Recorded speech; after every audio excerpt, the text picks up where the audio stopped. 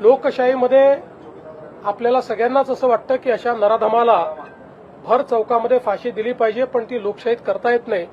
लोकशाही कायद्याने चालते, पण कोणाला कायद्याचा दुरुपयोग करता येऊ नये या दृष्टीनं कुठलाही लूपहोल न ठेवता या नराधमाला यमसदनी कसं पाठवायचं, त्याला मृत्यूदंडाची शिक्षा कशी होईल, अशा प्रकारचा संपूर्ण प्रयत्न हा राज्य शासनाच्या वतीनं त्या ठिकाणी केला जाईल. न्यायालयातनं हे प्रकरण वेगानं मार्गी लावलं जाईल. तशा संदर्भातलं एक लेखी पत्र देखील आम्ही पीडितेच्या कुटुंबाला दिलेलं आहे. घटना गंभीर आहे, रोष देखील साहजिक आहे. नागरिकांचा रोष असणं काही हे चुकीचं नाहीये. मला असं वाटतं एवढंच आहे की त्या ठिकाणी काही लोक हे त्याही परिस्थितीचा फायदा घेऊन काही वेगळ्या पद्धतीचं वळण लावण्याचा प्रयत्न करत होते.